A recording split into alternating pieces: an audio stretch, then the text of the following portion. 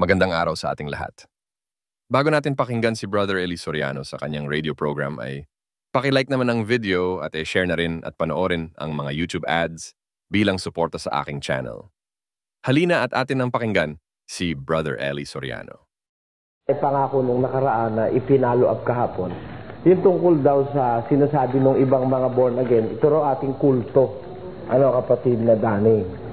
Ngayon, yung sinasabi po na kulto na ipinaparatang sa atin, ang totoo, kung talagang kukunin natin yung general meaning ng tinatawag na kulto, according to the dictionary, according to the Webster International Dictionary or according to the Groyler Dictionary, ang kulto ay tinatawag na it's a system of religious worship. A system of religious worship. Admiration of or devotion to a person or thing. Ayan po ang kahulugan generally ng kahulugan ng kulto ayon sa Groyler Dictionary. Doon naman po sa Encyclopedia Britannica, mayroong ganitong ibinigay na kahulugan yung salitang kulto. Cult, a system of religious beliefs or practices of formal religious veneration of a deity or a saint. Ayun. Kaya kung atin pong pagsasama-samahin ang lahat ng impormasyong available para kasi yung po salitang kulto per se wala dun sa mga salita ng Biblia yung salitang kulto, kapatid na no? Wala po. Gaya rin yung salitang per se yung salitang rapture na ginagamit ng mga born again daw sila, wala naman po salitang rapture sa Biblia pertaining to the second coming of Jesus Christ. Pero yung diwa ng rapture nasa Biblia. Pero yung the mere word rapture wala sa Biblia. Para din po yung Trinity. Para rin yung salitang Trinity sa buong Biblia po, wala yun. Bagaman, meron sinasabing ang tatlo sa Biblia na kapangyarihang dapat na makasakop sa tao. Pero wala yung salitang Trinity. Kaya hindi namin pinangangaral yung Trinity, the word itself. Ganon din naman yung salitang kulto. Ang kulto po, ayon sa diksyonaryo, sabi nga, it's a system of religious belief or practices. Isang sistema ng paniniwalang relihiyoso at mga practices o mga nakagawian na pagsamba. A formal religious veneration of a deity or a saint. Ipagsamba sa isang Diyos o sa isang santo. Pag sinasabi yung isang Diyos dito, kasi marami pong kinikilalang Diyos ang mga tao. Halimbawa, dinidiyos ng iba kung sino yung kanilang dinidiyos, yung pagsamba nila roon, yun ay tinatawag na kulto. Ngayon, kung mo yung Diyos sa langit at Diyos ng Biblia ay Diyos na talaga, abay, maia-apply din natin na yung pagsamba yung katipunan ng mga taong sumasamba sa Diyos, sila rin ay kasama sa isang kulto. Sapagkat meron pang isang specific na kahulugan ng kulto sa Biblia, at yan po naman ay isang sekta, ang sabi noon, Pero kung atin pong kukunin ng etimolohiya ng salitang kulto, it came from the French word culte, and from the Latin word cultus, C-U-L-T-U-S, cultus, which means worship. Ang tunay na kahulugan po ng salitang kulto ay pagsamba. Ayon. Kulto sa Kastila, kultus sa Latin, na siyang pinanggalingan niyan, o uugatin natin yung salitang kulto, it simply means worship o pagsamba. Kaya, kung pinaparatangan man kami na kami ay kulto, sila ba, hindi ba sila sumasamba? O pag sumasamba rin sila, kulto rin sila. Kaya yung kay Almeida, kulto rin yun kung sumasamba sila.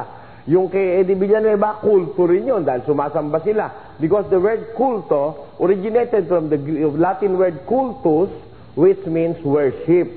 Ayan ang dapat nating maintindihan. At ang bigay ng dictionary, modern na kahulugan yan, it's a system of religious worship or religious belief or practices. Ayan ang sinasabi ng dictionary at ng encyclopedia.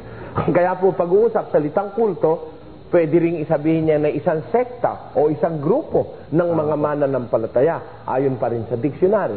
Kaya ano man sa bali-balik na rin man natin yung salitang kulto, mga kababayan, Ang aking masasabi, yung nagpaparatang na kami ay kulto, sila man kulto rin. Dahil sumasamba rin naman sila sapagkat ang tunay na kahulugan ng kulto ay pagsamba sa isang Diyos o sa isang santo o sa isang deity.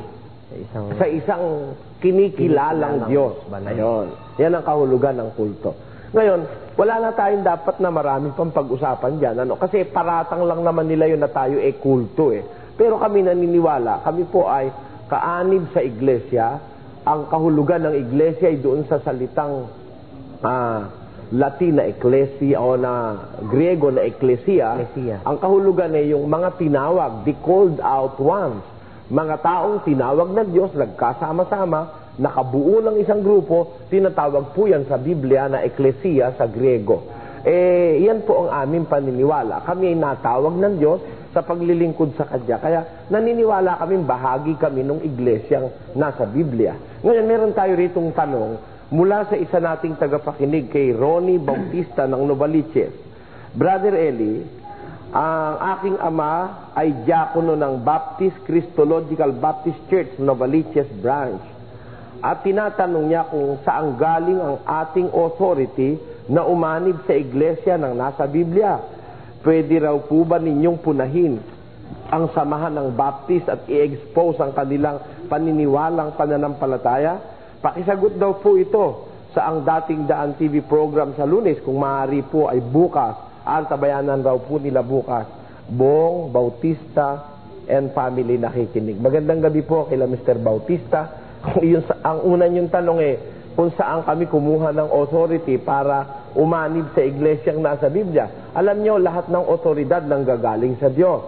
Babasahin ko dito sa Roma Kapitulo 13, pakibasa kapatid na Dani, at versikulo 1. Ang bawat kaluluwa ay pasakop sa matataas na kapangyarihan, sapagkat walang kapangyarihan na hindi mula sa Diyos. Ang sabi po rito sa English ay ganito: let every soul be subject unto the higher powers, for there is no power but of God, and the powers that be are ordained of God. Ayon, ang sabi rito. Walang kapangyarihang hindi mula sa Diyos. Meron akong nabasang translation ng Biblia. Walang authority na hindi mula sa Diyos. Ano? Ngayon, yung salitang saan tayo kumuha ng authority para tayo umanib sa iglesyang nasa Biblia, ang sagot ko, sa Diyos po nang gagaling ang authority. Ngayon, paano natin natitiyak na may authority tayo galing sa Diyos na umanib dun sa nasa Biblia? Yun ho ang gusto ng Diyos na yung nasa Biblia ay tanggapin ng tao. Yun ang paniwalaan ng tao at yun ang samahan ng tao. Pakinggan nyo dito sa Roma 12:9, ang sabi ganito: ang pag-ibig ay maging walang pagpapaimbabaw. Kapuotan ninyo ang masama. Makisanib kayo sa mabuti. Utos po ng Diyos yan, sumanib sa mabuti. Alin ho yung sasaniba natin na siyang mabuti? Pakinggan nyo naman sa Efeso 3:6, ganito naman ang ating mababasa, mga kababayan, na ang mga hintil ay mga tagapagmana at mga kasangkap ng katawan at mga may bahagi sa pangako na kay Kristo Jesus sa pamamagitan ng Ebanghelyo. Ayon. For Gentiles are fellow heirs. Ang mga hintil, tagapagmana, kasangkap o kaanib ng katawan. Tingnan po ninyo sa inyong mga TV screen. Ang mga hintil, kagaya nating mga Pilipino, hindi naman tayo mga Israelite, hindi tayo Israelita, sa makatwid tayo'y mga hintil. Mga hintil. Sa ating katutubong pagkatao, tayo mga hintil. Ngayon, ang sabi ng Biblia, ang mga hintil, tagapagmana, kasangkap ng katawan, kaanib doon sa katawang sinasabi sa Biblia. Kaya ho kami sumangkap o umanib doon sa katawang nasa Biblia sa pamamagitan ng Ebanghelyo. Sa pamamagitan ho ng pagtanggap mo ng aral ng Ebanghelyo, magkakaroon ka ng kaugnayan doon sa katawang nasa Biblia. At kung pag-uusap po yung katawan, ano ba yung katawan sa Biblia, kapatid na Dani? Pakinggan nyo sa Colosas 1:18. At siya ang ulo ng katawan sa makatwid bagay ng iglesia. Ayon, ang ulo ng katawan ay si Kristo, ang katawan ay ang iglesia. Kaya yun hong katawan na sasangkapan nating mga hintil, yan po ang iglesia. O mga kababayan, at kung mo yung katawan siyang iglesia na sasangkapan natin, meron tayong karapatan na sumangkap o umanib doon sa katawang sinasabi sa Biblia. Paano tayo maaanib doon? Sa pamamagitan ng Ebanghelyo. Ayon, ang sabi diyan sa 2 Tesalonica 2:14. Pakinggan nyo, sa pamamagitan ng Ebanghelyo, tinatawag tayo ng Diyos sa pakikisama doon sa katawang nasa Biblia. Pakinggan nyo. Sa kalagayang ito'y tinawag niya kayo sa pamamagitan ng aming Ebanghelyo. Ayon, sa kalagayang ito, sabi ni San Pablo, sa pagiging Kristiyano, tinawag niya kayo sa pamamagitan ng aming Ebanghelyo. Kaya ho kami, by way of the gospel na aming sinampalatayanan at aming tinutupad at pinagsisikapan naming masunod, kami po'y nagkakaroon ng kaugnayan dun sa unang katawan. Hindi ho kami nagtayo ng sariling katawan sa Pilipinas. Umugnay kami dun sa dati ng katawang nasa Biblia. Sapagkat hindi pa ho tayo buhay ng mga Pilipino ngayon. Hindi pa tayo pinanganganak. May katawan na nung araw pa sa panahon ng mga apostol. Pakinggan nyo sa Efeso 4:4. Ganito ang pangangaral ng apostol na si Pablo. May isang katawan at isang espiritu. Gaya naman ng pagtawag sa inyo sa isang pag-asa ng pagtawag sa inyo. Maliwanag po sa inyong mga TV screens. May isang katawan at may isang espiritu. Gaya naman at isang pag-asa ng pagtawag sa inyo. Sabi ng banal na kasulatan. Kaya po talaga mayroon ng isang katawan. Mayroon ng isang espiritu. Hindi pa po tayo pinanganganak, may katawan na. Hindi tayo gagawa ng panibagong katawan sa Pilipinas at ating itatayo. Hindi. O magtatayo tayo ng sarili nating iglesia. Hindi po. Meron ng katawan, sasangkap na lang tayo sa katawan. Huwag niyong kalimutan ng talata. Efeso 4:4, Efeso 3:6, Efeso 3:6, at ikalawang Tesalonica 2:14. Yan ho ang mga paraan, yan ang authority, yung salita ng Diyos na nasa Biblia, para tayo ay magkaroon ng kaugnayan dun sa dating katawan o iglesyang nasulat na sa Biblia. Ngayon, ang ikalawang tanong ni kapatid na Ronnie Bautista, pwede raw bang ipaki-expose ang paniniwala ng mga Baptist? Biyaan nyo, sa susunod natin pagkikita, pakitandaan mo lang ito, kapatid na Let, na sa susunod, yung ating Baptist, tatrabahuhin natin yung mga Baptist. At sa hinaharap po, mga kababayan, nagpaplano kami na magtalaga ng isang topic weekly. Halimbawa, gaya sa susunod po Lunes, ay napakarami po nagtatanong tungkol sa kalagayan ng ating Panginoong Hesukristo. Kaya atin pong tatalakayin sa susunod na Lunes, ano ba ang kalagayan ni Kristo? Siya ba'y tao o Diyos ba siya? Saan siya nag-umpisa? Siya ba'y nag-umpisa lang nung ipanganak siya ni Santa Maria? Yan, kagaya ng sinasabi nung iba. Aalamin po natin ang lahat ng mga bagay na nauukol sa ating Panginoong Hesukristo. Pinag-aanyaya po natin yan sa susunod na Lunes on the first third of our program. At ngayong hapon, ito pa po isang sulat, gusto kong basahin. Peace be with you, Brother Eli, and belated Happy Easter. Ako po ay masugid ninyong tagapakinig sa inyong TV show, ang Dating Daan at SRO on Target. Nagpupuri ako at nagpapasalamat sa Diyos na mapakinggan ko ang stand ninyo sa Filipino way of life, lalo na sa moralidad ng maging guest ninyo ang ilang tauhan ng Board of Censors for Motion Picture. At ang paksa ng usapan ay tungkol sa pelikulang Dayuhan. Nakalimutan ko ang pamagat. Yun yata yung Schindler's List. At sa dahilang hindi naman ako interesado sa pelikula, ang natatandaan ko lang, madalas mabanggit yung salitang pumping. Sa mga binitiwan ninyong salita ay masasabing kayo ay nasa katotohanan dahil may kaakibat na katapangan. Hindi kayo nag-aatubili basta't sinasabi ng Biblia ang inyong sasabihin. Mayroon po akong isang kwento ng magandang layunin na makapagtuturo at makakapagtuwid ng ibang tao sa larangan ng pananampalataya. Kung sakali at hindi naman ninyo kailangan, maaaring ipagwalang bahala ito. Ang kwento ko po ay sa wikang English. Batid ko pong bihasa kayo sa wikang ito. Hindi ho. Narito po ang kwento. A Persian king wanted to teach his sons never to make rash judgment. So he told the eldest to go in winter to see a mango tree, the next to go in spring, and the third in summer, and the youngest in fall. After the last son had returned from his autumn visit, the king called them together to describe what they had observed about the mango tree. It looks like a burnt old stump, said the eldest. No, said the second, it is a lacy green. The third described it as a beautiful rose, and the youngest said, no, its fruit is like a pear. Each of you saw the tree in a different season. What a lesson in this story hold for a Christian. Sometimes we quickly forget that our brothers and sisters in faith are at different backgrounds and attitudes, stages of growth, and come from many different backgrounds and cultures. Conversion to Christ is just the beginning of a lifetime process of replacing old thoughts, attitudes, habits, and actions with new ones created by the indwelling Holy Spirit, who continually works to change us. So we must take time to understand people, get to know them, learn their backgrounds, and try to discern what season of spiritual development they are in. God sees the whole picture, and He never draws hasty conclusions. Food for thought. It is easier to think that you are right than to be right. Your brother in Christ, Ernie Pacheco, ay Catholic. Magandang hapon po at maraming salamat kay Mr. Pacheco. Naniniwala kami na naunawaan ng ating mga tagapakinig yung inyong sulat, na ang ibig lang ipunto ni Mr. Pacheco, meron daw isang hari sa Persia na inutusan yung kanyang 4 na anak.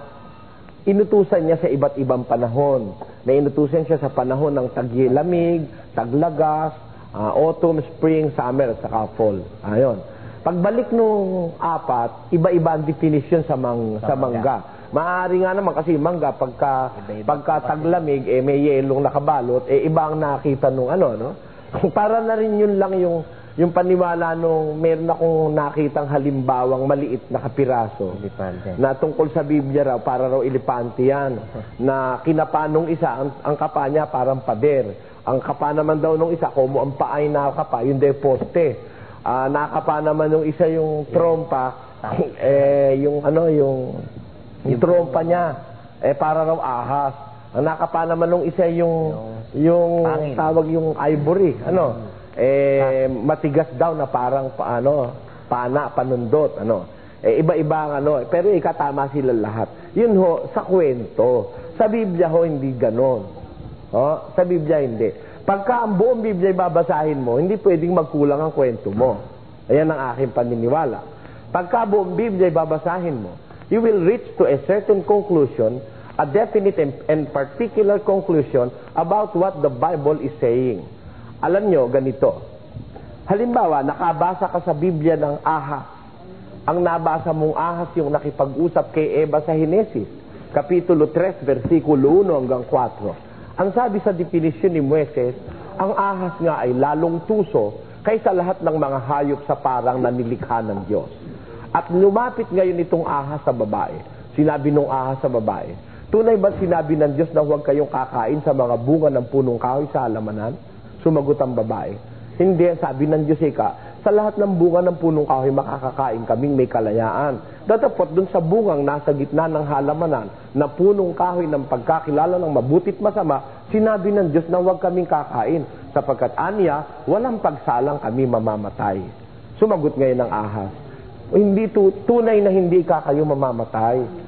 Sapagkat talastas ng Diyos, sa araw kumain kayo noon, kayo magiging parang Diyos. Madidilat na kapwa ang inyong mga mata, at magiging parang Diyos kayo na nakakakilala ng mabuti at masama. Alumenos po yan ang kwento doon sa Henesis. Kung hahanapin mo sino yung ahas na kausap ni Eva doon sa Henesis, matatapos mo po ang buong Henesis. Hindi mo makikita kung sino yung ahas na kausap. Kung sabi ng Diyos sa Biblia, Isaiah 34:16, ganito po ang nakasulat. Inyong saliksikin sa aklat ng Panginoon at inyong basahin. Kahit isa sa mga ito ay hindi magkukulang, hindi mangangailangan ng kanyang kasama, sapagkat iniutos ng aking bibig at pinisan sila ng kanyang espiritu. Ano po ang utos ng Diyos regarding the book of the Lord? Ang sabi, saliksikin ninyo ang aklat ng Panginoon at inyong basahin. Pag sinabi yung sasaliksikin, you will not leave a page unturned. Hindi nyo po pwedeng, kung nagsasaliksik kayo, kumbaga sa nanghihinguto, talagang iniisa-isa mo yung anit para makita mo yung kuto, yung lisa, at saka yung kayumad. Ayon. Hindi ba ganun ang pagsasaliksik? Ganun din ang Biblia. Nabasa mo sa Henesis, may ahas na kausap si Eva. Ang ipagtataka mo, hindi naman siya natatakot dun sa ahas. Ha? Maaaring, kaya sila mayroong ganung usapan, dati nang nakikita ni Eva yung ahas na yun. Nakukula-kulapot dun sa mga puno sa Eden. Isang pagkakataong wala si Adan, tinyempuhan ng ahas na kausapin si Eva. Wala ho si Adan sa senaryo Ngayon, kung hahanapin mo ang kahulugan ng ahas, sabi ng Diyos, saliksikin mo. Natapos mo na yung Henesis. Hindi mo makita. Punta ka sa Exodo, wala pa rin. Punta ka sa Levitico, wala pa rin. Punta ka sa Bilang, wala pa rin paliwanag kung alin yung ahas. Hanggang sa Deuteronomio, wala pa rin yung ahas na yon. Kung sino yon na nakipag-usap kay Eva at saka sa Diyos. Ngayon, punta ka sa Josue, wala. Sa Hukom, sa Ruth, sa Samuel, sa Hari, sa Kronika, sa Ezra, sa Nehemia, sa Esther, sa Job, sa Awit, wala pa rin. Sa Kawikaan, sa Awit ng mga Awit, sa Isaias, sa Jeremias, sa Ezekiel, sa Daniel, sa Oseas, sa Joel, Amos, Obadias, Mikas, Onat, walang paliwanag yung ahas. Wala Pagdating mo sa Malakias, wala pa rin. The last book of the books of the Old Testament, wala pa rin paliwanag kung alin yung ahas na yon. Pumunta ka sa Mateo, sa first book of the Gospel, sa Mateo, wala ka rin makita kung sino yung ahas na yun. Pero meron akong nakitang ahas kapag nadani sa Mateo. May sinabi si Kristo, kayong lahi ng mga ahas o mga ulupong. Pagdating sa Mateo, nagkalahi na yung ahas. Marami na, dumami na. Ngayon, ganun din sa Marcos, sa Lucas, sa Juan, may binabanggit mga ahas, mga ulupong pa, mababangis na ahas. Pero wala pa rin paliwanag kung sino yung dumaya kay Ebang ahas. Kababasa ka sa saliksik, huwag kang titigil nahipo mo lang yung paa ng elepante, sinabi mo na agad na poste, tanga ka talaga. Dahil kung poste yun, dapat tinignan mo mula dulo hanggang dulo. Kung tinignan mo yung kabilang dulo, makakakapa ka ng pader. Siguro, tamad ka, sa kabila ng tamad, bobo ka pa. Kinapa mo lang paa, kaya ang tabi mo ang elepante poste. Pero kung ako kakapain kung buo. Kahit na ako'y bulag, marunong ka naman kumapa, kapain mo buo. Ganon din naman ang Biblia. Nakabasa ka sa Juan, may ahas din. Pero walang paliwanag kung anong ahas yon. Diba mga kapatid? Pumunta ka sa Gawa ng mga Apostol, wala pa rin paliwanag yung ahas. Pumunta ka sa Corinto, wala pa rin. Pumunta ka hanggang ikalawang Corinto, meron na naman uling ahas dito. Sabi ni Pablo, ako'y natatakot sa 11:3 ng ikalawang Corinto. Baka kung papaanong si Eva ay nadaya ng ahas sa kanyang katusuhan, ang inyong walang malay at malinis na pag-iisip na kay Kristo ay pasamain. Ayun, meron ng hint tayo. Pinatututuhanan na ni Pablo, ang dumaya nga pala kay Eva ay ahas. At itong ahas na ito, nagpapasama ng isip, maging ng mga Kristiyano. Ikalawang Korinto 11:3. Pero hindi pinaliwanag kung sino pa rin yun, punta ulit tayo sa Galacia. Wala. Sa Colosas, Thessalonica, wala pa rin. Timoteo, wala pa rin. Tito, wala pa rin. Pilimon, wala pa rin paliwanag kung sino yung ahas. Ebreo, wala pa rin. Naubos na oras natin. Di baling maubos ang oras ng dating daan? Basta't maintindihan nyo lang ang pagsasaliksik. Wala sa Ebreo, wala sa Santiago ang paliwanag ng ahas. Kay Pedro, wala pa rin. Kay Pedro, kay Juan, sa unang Juan, ikalawa, ikatlong Juan, wala. Sa Judas, wala. Lastly, sa kahuli-hulihang aklat ng Apokalipsis, sa Kapitulo 12, meron tayong mababasang ganito sa versikulo 9. Pakinggan niyo. At inihagis ang malaking dragon, ang matandang ahas, ang tinatawag na Diablo at Satanas, ang dumadaya sa buong sanglibutan. Siya'y inihagis sa lupa at ang kanyang mga anghel ay inihagis na kasama niya. Ayun po, nagkaroon na tayo ng paliwanag. Hindi ho kapiraso ito. Hindi kapirasong katotohanan ito. Hindi ito poste lang ng paa ng elepante. Hindi. Ito na yung buo. Sino ito? Inihagis ang malaking dragon. Tinatawag ho itong dragon. Ang matandang ahas, ang tinatawag na Diablo at Satanas. Siya inihagis sa lupa. Ang kanyang mga anghel ay inihagis na kasama niya. Kaya ang paliwanag kung sino yung ahas na kumausap kay Eva at nagsabi kay Eva, hindi kayo mamamatay, yun ho ang demonyo. Yun ang Diablo at Satanas. Ayun. Yan ang buong paliwanag ng Biblia tungkol sa dumaya kay Eva. Yung pala si Satanas. Ngayon, kung gusto pa nating makakuha ng ibang detalye, Kung ano naman ang gawain itong demonyo ito, bakit ito naging demonyo, nasa Biblia pa rin. Sasaliksik na naman ulit. Sasaliksik ka ulit. Ba't kaya naging demonyo itong ahas? Bakit ito'y sumama? Ba't ito'y rebelde sa Diyos? Sasaliksikin mo ulit. Makukumpleto mo po. Pero bago tayo magkumpleto, bigyan po natin ng daan ang ating himpin. Itong marami tayong tatalakayin. Mula sa Rodolfo's Compound ng West de Rita, San Miguel, San Antonio, Zambales, may petsang Abril 18 de 1994 para kay Brother Eli Soriano. Marami kami na nakikinig sa inyong palatuntunan ang dating daan at narito ang aming mga katanungan. Kung ang iglesia ng Diyos na nasa Judea kay Kristo Jesus na inyong inaaniban ay narito sa Zambales, dating Judea, ano ang gagawin mo at ang buong samahan? Alam nyo, kung yung iglesia ng Diyos na nasa Judea kay Kristo Jesus, naririto rin sa Zambales, ano ro gagawin ko? Hindi ho pwedeng mapunta sa Zambales yon. Dahil mga patay na ho yung mga unang mga kasapi noong iglesia ng Diyos na nasa Judea kay Kristo Jesus. Mga nagsipanaw na po sila. Kasi yun isinulat ni Pablo sa 1 Thessalonians chapter 2 verse 14. Yan po'y nasulat sa pagitan ng 67, 68 AD. More or less, mga 1,900 years ago. Ngayon, 1,900 taon na hong nakakalipas ng isulat yan. Iglesia ng Diyos na nasa Judea kay Kristo Jesus. Kaya ho, wala na hong buhay dun ngayon. Dahil wala naman hong taong nabubuhay ng halos 2,000 taon. Kaya, yun hong unang tanong na yun, hypothetical question, ang sagot ko, hindi ho magkakatotoo na mapupunta sila sa Zambales. Pwera na lang kung nabuhay ng maguli ang mga patay. Ano, kapatid na Dali? Ang ikalawang tanong, ang banal na kasulatan o Biblia ay makapagtuturo sa katotohanan o katibayan lamang sa salita ng Diyos na sinulat ng mga taong kinasiyahan ng Espiritu Santo? Alam nyo, ang Biblia ho makapagtuturo ng buong katotohanan sa tao. Gaya ng sinasabi rito sa ikalawang Timoteo, Kapitulo 3, versikulo 16 hanggang 17, ganito nakasulat. Ang lahat ng mga kasulatan na kinasihan ng Diyos ay mapapakinabangan din naman sa pagtuturo, sa pagsansala, sa pagsaway, sa ikatututo na nasa katuwiran. Upang ang tao ng Diyos ay maging sakdal, tinuro ang lubos sa lahat ng mga gawang mabuti. Ayan, ang mga banal na kasulatan po, makapagtuturo ng lubos na lahat ng gawang mabuti. At hinahamon ko po ang lahat ng mga taong gustong matuto ng buong katotohanan. Gusto nyo ng buong katotohanan? Nasa Biblia ho yan. Kalinisan, nasa Biblia. Kalinisan sa pangangatawan, nasa Biblia. Kalinisan ng budhi, nasa Biblia. Kalinisan ng isip, nasa Biblia.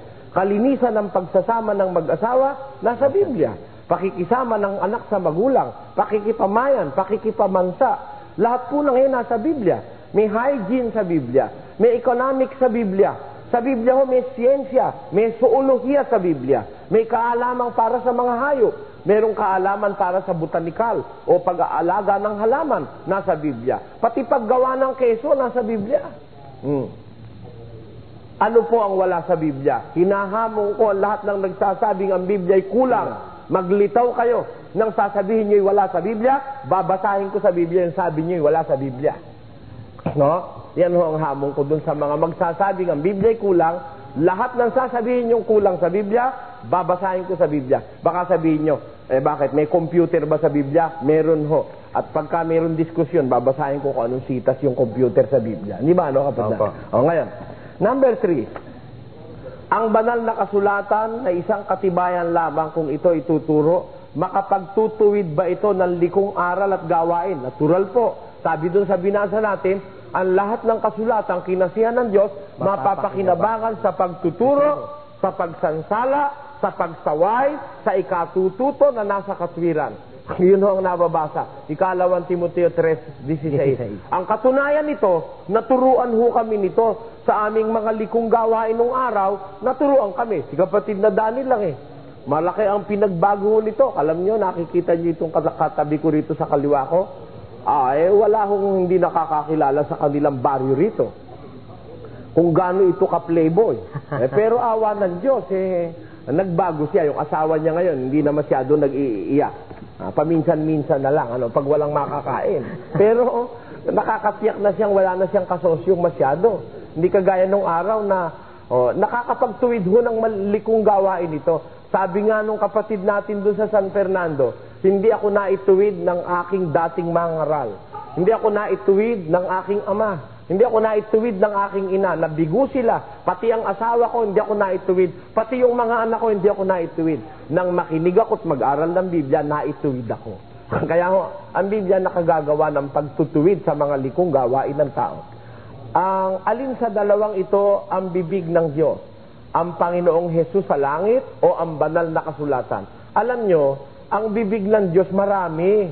Marami ho ang bibig ng Diyos. Pati nga yung langit, nagsasalita rin yun ang salita ng Diyos eh. Pakinggan nyo, hindi lang ho si Kristo sa langit, hindi lang ho yung Biblia. Lahat ng pwedeng gamitin ng Diyos, ginagamit niya para siya'y makapagsalita sa tao at makapangusap. Sa 19:1 ng awit, ganito ating mababasa. Ang kalangitan ay nagpapahayag ng kaluwalhatian ng Diyos at ipinakikilala ng kalawakan ang gawa ng kanyang kamay. Sa araw-araw ay nagbabadya ng pananalita at sa gabi-gabi ay nagpapakilala ng kaalaman. Ayun, ang sabi ng banal na kasulatan, pansinin nyo sa inyong TV screen, ang kalangitan ay nagpapahayag ng kaluwalhatian ng Diyos. At ang kalawakan ay nagpapakilala ng gawa ng kanyang mga kamay. O isipin nyo mga kababayan ko, hindi totoo yan. Sa araw-araw ay nagbabadya siya ng pananalita. At sa gabi-gabi, nagpapakilala siya ng kaalaman. Alam nyo, lahat ng ginawa ng Diyos, pwede niyang pakilusin para mangusap sa tao. Opo. Halimbawa, pag nakakita na ho kayo na nagdidilim ang langit at uulan, nangungusap ang langit. Na kaya uulan, gusto ng Diyos magpaulan. Kasi ang sabi sa Mateo, ang Diyos ay nagpapasikat ng kanyang araw sa masama at sa mabuti, nagpapaulan siya sa mga banal at mga kasalanan. Ano ibig sabihin? Tuwing uulan, concerned ang Diyos. Ha? Tama po. Tuwing babagyo, gawa ng Diyos. Ha? Tuwing sisikat ang araw, gawa ng Diyos. Hindi naman ho pwedeng pakialaman ni Satanas yung pagsikat ng araw dahil hindi siya may-ari sa araw. Tinan niyo ang sabi ni Satanas ang sabi ni Satanas kay Kristo. Sabi kay Kristo, kung ikaw ay kaanak ng Diyos, lumuhod ka sa harap ko. Ha? Ba't pinapaluhod? Bibigay ko sa iyo lahat ang kayamanang ito sa sanlibutan. Naalala mo yung talata ngayon, kapatid Dani, ano? Kapitulo 4 ng Mateo. Ngayon, sapagkat ang lahat ang wika ng ito naibigay na sa akin. Di ba, no? Opo. Sabi ng demonyo, nabigay na raw sa kanya. Granting na totoo, sabi ng demonyo, naibigay na sa kanya yung lahat ng mga kayamanan sa sanlibutan. Ha? Hindi ibinigay sa kanya yung araw. Tama po. Nakuha mo ang punto ko, kapatid Dani? Hindi rin ibinigay sa kanya yung bagyo. Ha? Ang nakakapagtaka doon sa beloved evangelist, pag bumabagyo, I rebuke you. Sabi ko, ano yon? Ano ba yan? Pati yung gawa ng Diyos nire-rebuke. Ano yon? Yon bunga ng kawalang malay sa Biblia. Pero mo i-rebuke mo yung isno? Ha? Gawa ng Diyos. Gawa ng Diyos yung magkaroon ng isno? Kaya nga tinanong ng Diyos si Job anong sabi ng Diyos kay Job?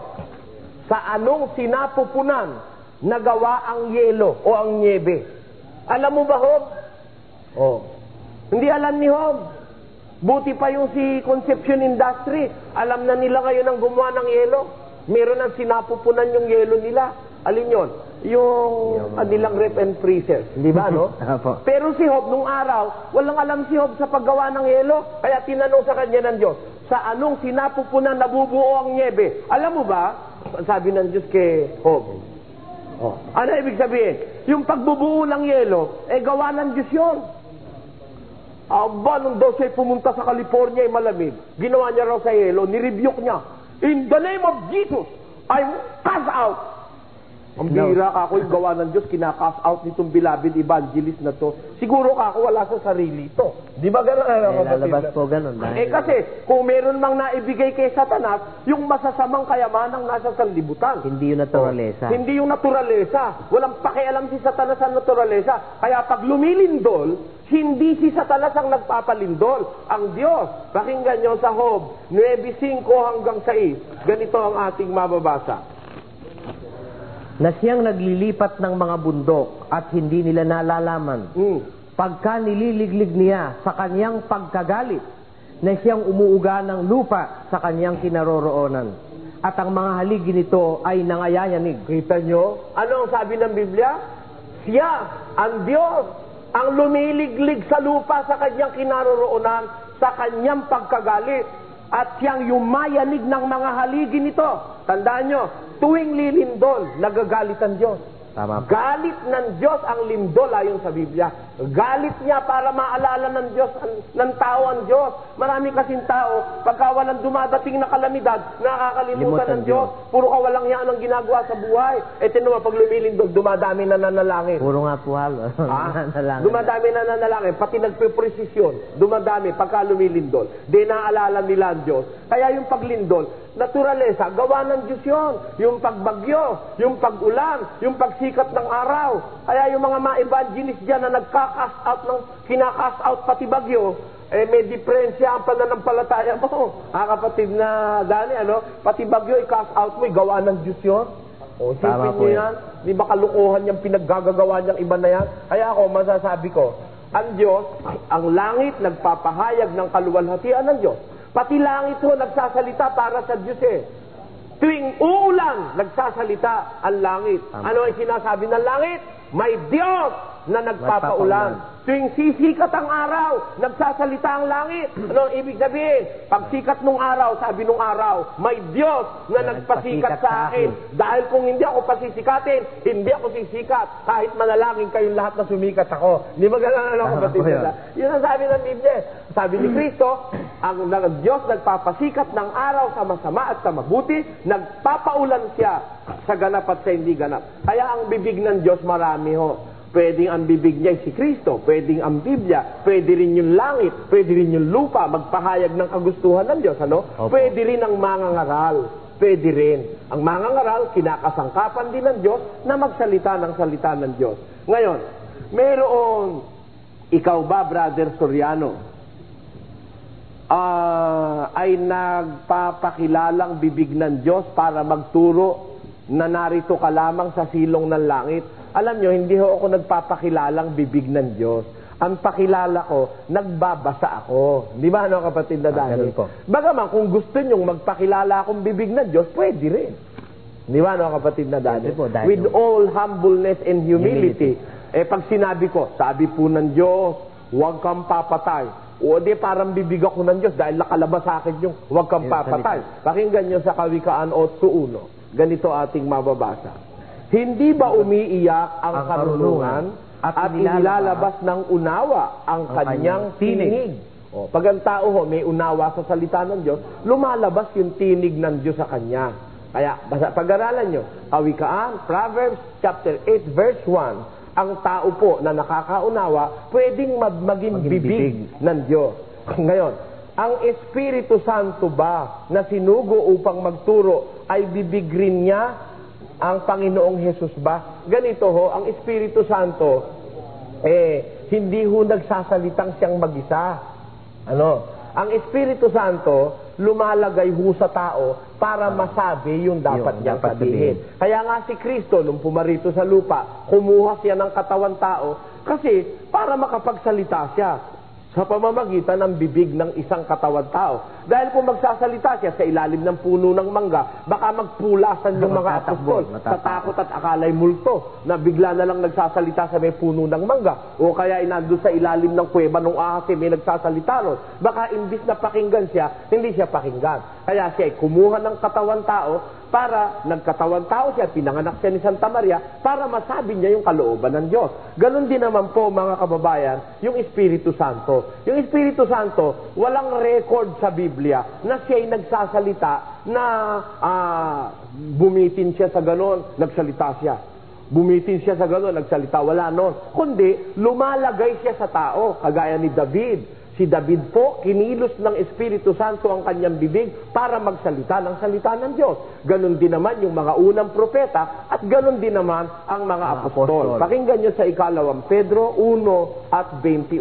Ganito ating mababasa. Kundi, ang mga tao ay nagsasalita buhat sa Diyos sapagkat hindi sa kalooban ng tao dumating ang hula kailanman, kundi ang mga tao ay nagsasalita buhat sa Diyos na nangaudyukan ng Espiritu Santo. Yan po'y ikalawang Pedro 1:21. Ang sabi riyan, ang tao ay nagsasalitang buhat sa Diyos na nauudyukan ng Espiritu Santo. Kaya po yung Espiritu Santo umuudyok sa tao para salitain yung salita ng Diyos. At yun na lang babasahin ko. Yung iba, mga pagpuri, mga kung ano-ano, mga pagbati. Brother Eli, pasensya na kayo kung naitanong ko sa inyo tungkol sa bagay na ito. Isa pa palang itatanong ko, bakit galit na galit at nanlilisik sa inyo si Ginoong beloved evangelist, maging ang kanyang asawa? Narinig kong sinabi niya noong nakaraang linggo na isang salita lang daw niya, kayo raw ay kaya niyang gawing baliw.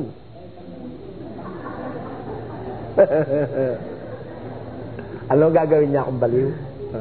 Tino mo yung mga salita niya. Kagaguhan yan eh. Gago lang ang nagsasalita niyang gago.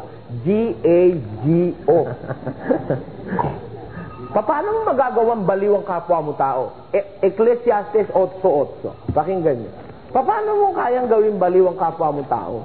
Kagaguhan yan, kayabangan yan. Kung sino man lang may sabi niya na, wala naman akong tinutukoy na pangalan. Pero yung salita na yung kagaguhan yon. Hindi ko sinasabing siya, kung sino yon. Basta, ang sabi nung lumiham sa atin, nung takapirma, ang sagot ko sa'yo, kagaguhan yon. Yun hindi naman masama yung gago Ginagamit nga po. Yun naman pagka sinabi mo yung gago, sa hindi gago, masama yon.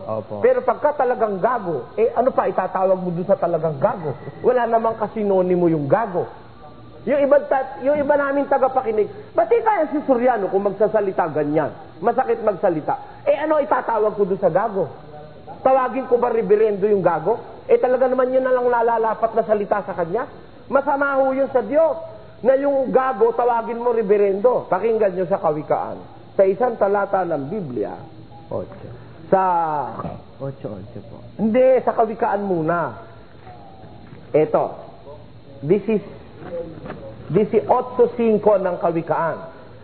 Igalang ang pagkatao ng masama ay hindi mabuti. Yung masama, igalang mo pagkatao, hindi mabuti yun. Meron pa isang talata, yung sasabihin mo bang matuwid yung umaaring liko sa masama? 24 ng Kawikaan. Pakinggan nyo, ang sabi rito, mga kababayan. Siyang nagsabi sa masama, ikaw ay matuwid. Susumpain siya ng mga bayan. Siyang nagsasabi sa masama na matuwid. Masama yun. Pasumpa-sumpa yun. Bakit? Biro mo, masama, sasabihin mo, matuwid. Ano ka, gago? Pag sinabi mong yung masama ay matuwid, hindi ka totoo. Kaya ako sinasabing gago, talagang yun lang naman ang nakaukol na salita para sa kanya. Wala na akong mahagilap na iba na iuukol. Bakit? Kagaya nun, gagawin daw akong baliw sa isang salita lang daw niya. Sino may sabi sa'yo? Kaya ako sabi, kagaguhan yan, hindi pwede yan. 8-8. Tinan mo nga, hanggang ngayon, hindi pa ako baliw. Ikaw pa ang baliw nga. Di ba? Siya ang baliw tinan ninyo. Kung di ba naman baliw pati ba naman yung isno, ika-cast out mo. Gawa ng Diyos yung isno, ika-cast out mo. In the name of Jesus! Di siguro yun ang baliw. Teka nga, alam mo ba yung kanta ko? Sino ba yung tunay na baliw? Paano yun? Sinong dakila? Sino ang tunay na baliw? Sino nga ho ba? Sino ba? Sino? Pakinggan nyo kung sino baliw. Pakinggan nyo sa 8:8 ng Ecclesiastes. Walang tao na may kapangyarihan sa diwa upang pumigil ng diwa. Napakabanayad mo namang magbasa. Para ka namang hindi nanananghali Walang tao. Nawawala ang momentum pakinggan nyo. Walang tao na may kapangyarihan sa diwa upang pumigil ng diwa, ni walang kapangyarihan siya sa kaarawan ng kamatayan. Yung diwa, yung isip ng kapwa, hindi mo kaya yun. Walang taong may kapangyarihan sa diwa upang pumigil ng diwa, ni may kapangyarihan din siya sa kaarawan ng kanyang kamatayan. Kung paano yung kamatayan mo hindi mo kayang pigilin, ganun din yung diwa na suma sa isang tao. Lalo na yung diwa ko. Ay kahit hipnotismuhin mo kung hindi mo ko kaya. Subukan mo kung gusto mo. Pwede nga lang. Ako hinihipnotismo nung espiritista dun sa Santo Cristo ng Guago Kasi tinatamaan sila doon sa sinasabi ko. Ang ginawa nung isang espiritista ay nagsombrero nung malaking ganon. At tinapatan ako, nagsasalita ako, gumaga ako. Sabi ko, Tatang, mas malaki yung nasa akin kaysa sa nasayo. Mapapagod ka lang. Hindi mo kaya yung nasa akin. Bakit? Espiritista ka, may dala-dala kang espiritu. Ako rin meron. At ang dala kong espiritu, siyang pinakadakilang espiritu na pwedeng madala ng tao. Hindi ka uubra. Subukan mo. Sabihin mo araw-araw na mababaliw ako. Subukan mo lang. Umpisahan mo na bukas, may programa ka, o sa makalawa, o kailan. Umpisahan mo na. Sabi mo, isang salita, mababaliw ako. Sige, sabihin mo na mababaliw ako. At kumbaga, yung bala ng Armalite, nung barilin bumalik, babalik sa'yo yan, ikaw ang mababaliw. Hindi na siguro kailangan. Dati na.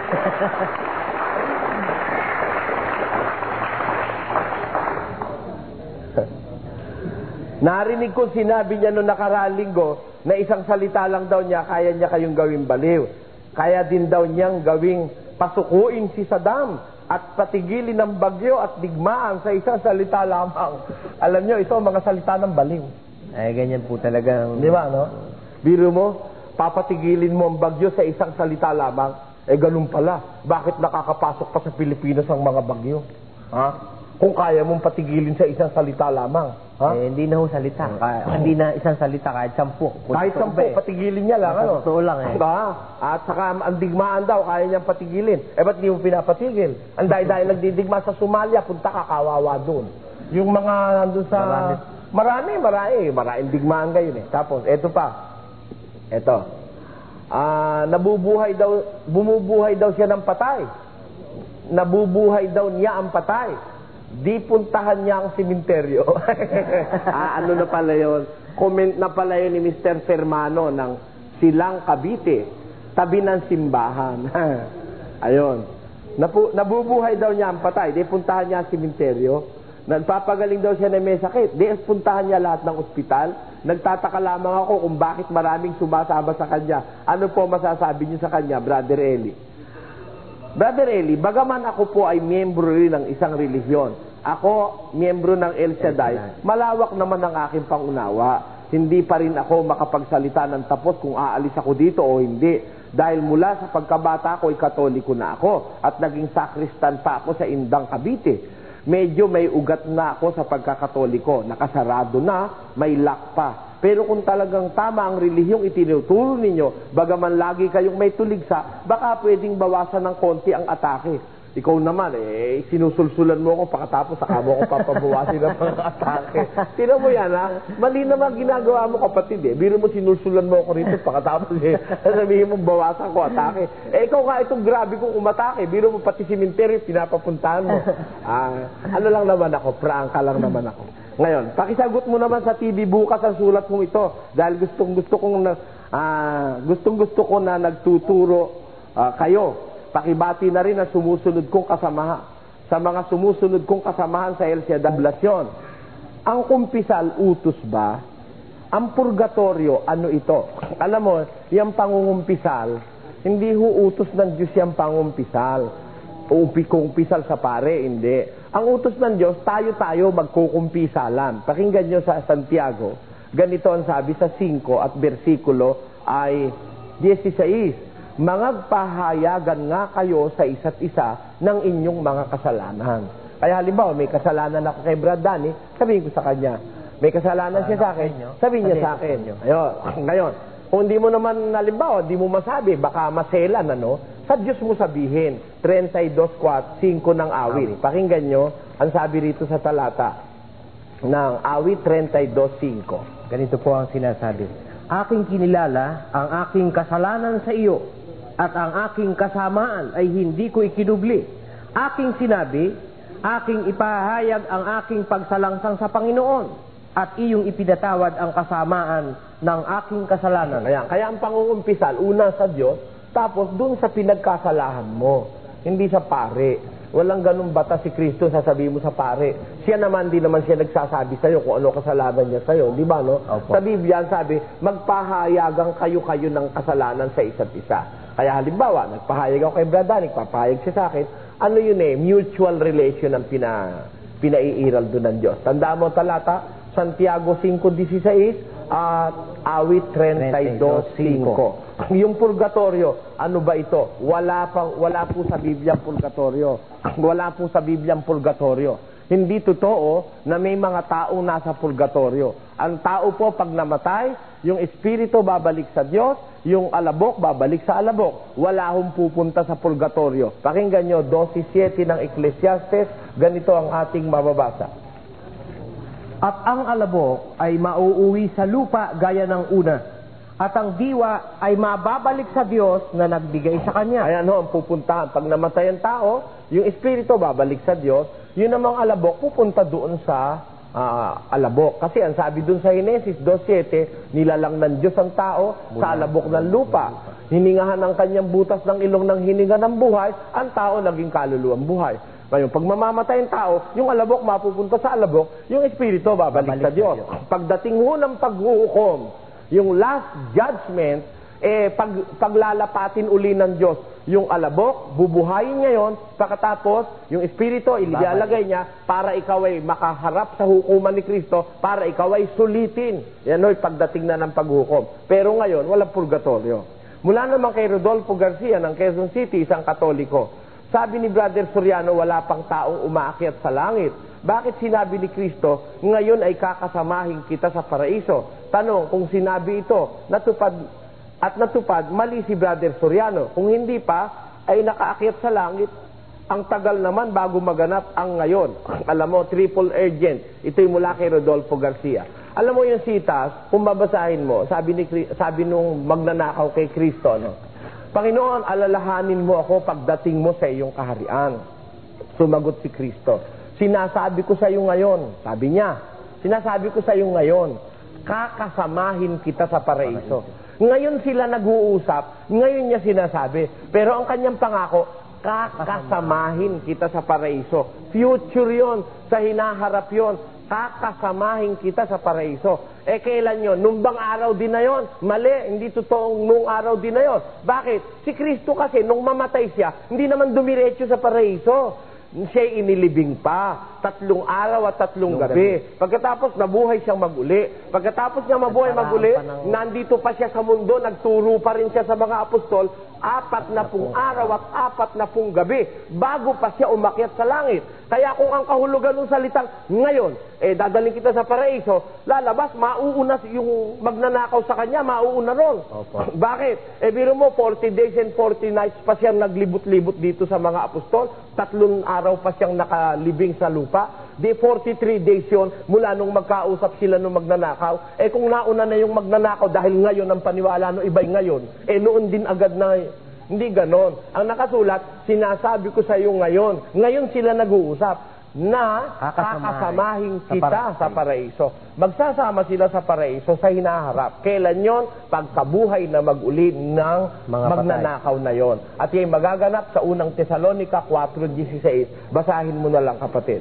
Mula naman kay Carmen Dalisay ng Marikina, isang dating born again. Sabi po ng apostol namin sa Marikina, Carmen Dalisay ng Marikina. Oo nga pala, meron nga pala doon sa apostol sa Marikina, no? Kaya lang hindi tunay, ano? Opo. Sabi po ng apostol namin sa Marikina, ang Israel daw po, buong buo na ililigtas ng Diyos. Ang hintil daw, pili lang ang ililigtas. Kahit daw masama ang isang Israel, maliligtas pa raw. Kabubuhan nito, kabubuhan.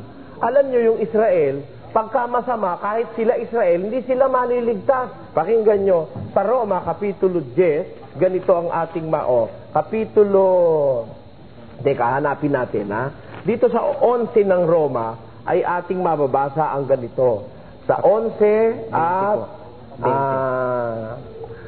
18. Huwag kang magpalalo sa mga sanga.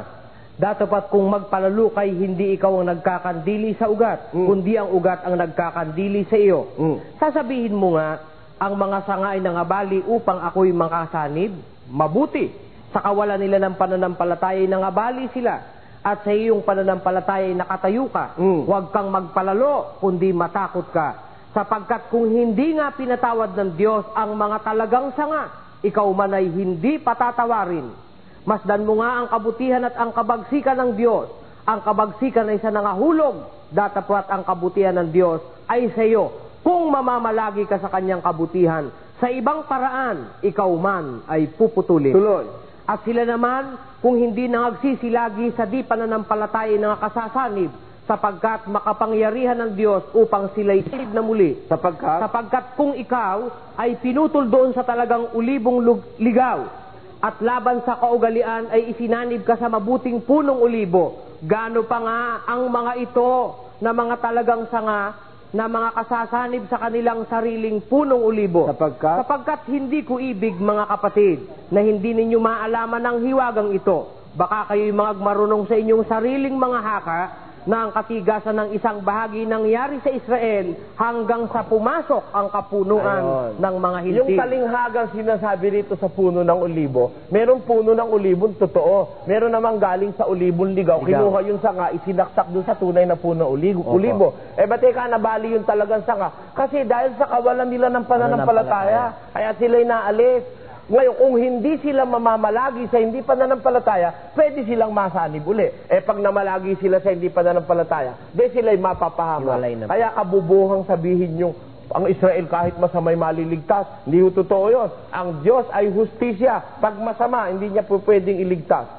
Ayaw ipasabi ang pangalan, isang dating espiritista, isang nagmamalasakit. Ano pong masasabi ninyo sa mga espiritista na nag-o-opera na walang ginagamit kundi kamay lamang at sa magitan ng pananampalataya at kapangyarihan daw ng Diyos?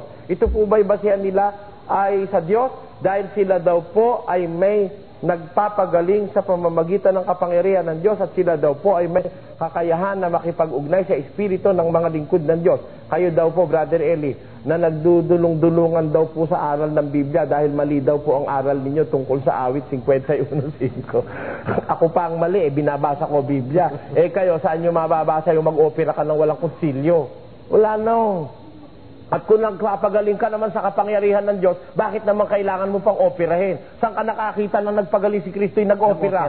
Wala na, hinipo lang, tapos na. Ikaw, may opera pa, may dugo, may bato pa. Yung pala, yung bato na yon, nakasingit lang doon sa ilalim ng dila niya. Niluluko lang yung iba. Yung ibang mga opera dyan, naluluko lang yung iba riyan Ngayon, kung Biblia pag-uusapan, hindi totoo na kung magpapagaling kayo sa kapangyarihan ng Diyos, kailangan nyo pang operahan ng tao. No, si Kristo, nung siya'y magpagaling, wala siyang inopera. Pati ang mga apostol, kung may sakit, pinapatungan ng kamay. Hindi naman kailangan ulit-ulitin pa, in the name of Jesus! In the name of Jesus! In the name of Jesus! Hindi ganon. Yung babaeng inaagasa, nahawakan lang Yung baro ni Kristo, tumigil na Rin naman mga demon possessed daw Talagang katakot-takot, napatong na gano'n ang ginagawa. Ayaw umalis yung demon possessed. Hindi natatakot sa inyo mga demonyo. Kasi kakarancho nyo mga demonyo. Ayun, ang kahulugan nun. Ginagago nyo lang ang mga kababayan. Niloloko lang ang mga kababayan natin. Niloloko lang ang mga kababayan. Bakit mo kailangan opera at makakita pa ng dugot ng bato? Nang magpagaling si Kristo, ginagamit ang kapangyarihan ng Diyos, walang opera-opera. Wala kung ano-ano, may palito pa ng posto, susungkitin yung ipin. Wala yan. Kalokohan yan, mga kababayan. Ngayon, bago natin makalimutan, ayaw kapusin Mula kay Hill de la Cruz ng Blumentritt, isang dating Baptist, ibig kong malaman kung nasaan ang lupang pangako. Kasi sabi ninyo, noong isang linggo, nasa Palestina. Ang alam ko po, walang sariling lupa ang Palestina. Nasaan po ba talaga? Alin bang lupang pangako ang tinatanong mo, kapatid? Yung lupang pangako sa Israel o yung lupang pangako sa Kristiyano? Kung ang lupang pangako sa Israel ang tatanungin, yung pinagdalhan ni Joshua sa mga Israelitang inilabas ni Moises sa Ehipto, yung lupang pangako na yun nga yung Kanaan. Pero kung tatanungin mo sa akin, lupang pangako sa Kristiyano, eto yon sa Hebreo 11, ganito ang ating mababasa sa versikulo 16. Ngunit ngayon ay nagnanasa sila ng lalong magaling na lupain, sa makatwid bagay ang sa langit. Ayon, yung lupain na ipinangako ng Diyos sa mga Kristiyano, yung lupaing nasa langit. Nasa langit pa yon. Inihahanda yun ng Diyos. Biyaan mo't bababa rin yung pagdating ng oras. Kay Antonio Gutierrez naman ng Jose Abad Santos, Tondo, Manila, isang iglesia ni Cristo, sa Oseas 11:9 bilang 23:19, nabasa ko po na si Cristo ay hindi Diyos kundi tao. Alam nyo, sa Oseas 11:9, wala naman nakalagay doon na si Cristo ay tao. At sa bilang 23:19, wala rin. Ang nakalagay doon, ako'y Diyos at hindi tao. Wala Ayun. si Kristo doon. Wala si Kristo ron. Ang sabi ron ng Diyos, ako'y Diyos at hindi tao. Tama naman yun eh. Nung sabihin ng Diyos na ako'y Diyos, hindi siya tao. Natural. Ha? Pero yung kanyang anak, nagkatawan tao. 1:14 ng Juan. 1:14. Yung anak niya na hindi tao, nagkatawang tao. Bayaan niyo sa susunod na linggo po, yan ang ating topic eh. Antayin na lang po ninyo. Mula naman kay Mr. Noel Kuya, 1 de Marzo, Pasay City. Question: si Kristo po ba ay tao o Diyos? Ano ang tunay na kalagayan niya sa linggo, sa isang linggo po? Sa isang Lunes kung loloobin ng Panginoon. Yan po ating topic. Mula naman kay Manuel Hurilia ng Cubao, isang Katoliko. Ano ang doktrina ninyo patungkol sa kaligtasan ng tao? Kung ako po isasapoy sa inyo, anong katiyakan ng aking kaligtasan? Pag sumapi po kayo dun sa sinasabi naming aral na nasa Biblia, tiyak na tiyak ang kaligtasan nyo. Kasi ang katiyakan ninyo, yung nasa kasulatan eh. Pakinggan nyo sa Santiago, sa Roma 15:4, ganito ating mababasa mga kababayan. Sapagkat ang anumang bagay na isinulat ng una ay nangasulat dahil sa ikatututo natin, upang sa pamamagitan ng pagtitiis at pag-aliw ng mga kasulatan ay mangagkaroon tayo ng pag-asa. Asan ho ang pag-asa natin? Ang katiyakan ng ating pag-asa ay nasa kasulatan. Huwag kayo maniniwala sa bunganga ng pastor. Yung nasa kasulatan ang paniwalaan natin. Yung nasa kasulatan, pag may batayan sa kasulatan, lalo na sa Ebanghelyo, yan po ang ating kaligtasan. Mula naman kay Edwin Aguilar ng Quezon City, isang Katoliko. Narinig niya na sa isang radio program kagabi, di niya alam kung anong program, na hindi bawal ang sugal dahil daw ang buhay ng tao ay isa ring sugal. Alam niyo, yung sinasabing ang buhay ng tao ay isa ring sugal, hindi ho totoo yun. Hindi sugal ang buhay ng tao. Ang buhay ho ng tao, as it was meant by the Creator, isa pong napakagandang buhay ang lalakaran mo kung alam mo ang intensyon ng iyong pagiging tao sa mundo. We were not created to be a victim of chances. No. Hindi tayo nakikipagsugal sa mundo. Tayo'y dapat mabuhay sa isang definite goal in life kung susunod tayo sa Ebanghelyo. Kaya yung nagsasabi hindi bawal ang sugal, sugarol yun.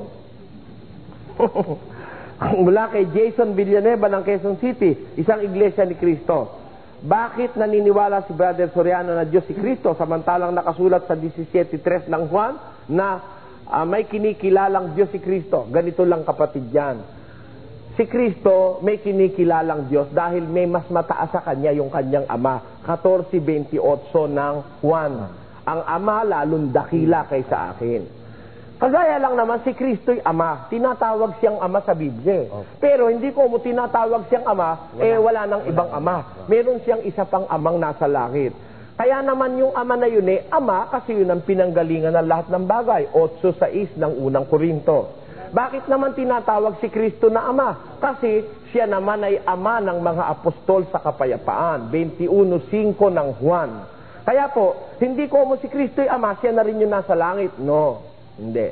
Abayaan mo, sa susunod na linggo, kung loloobin ng Diyos, sa susunod na Lunes, ang ating topic ay ukol kay Kristo.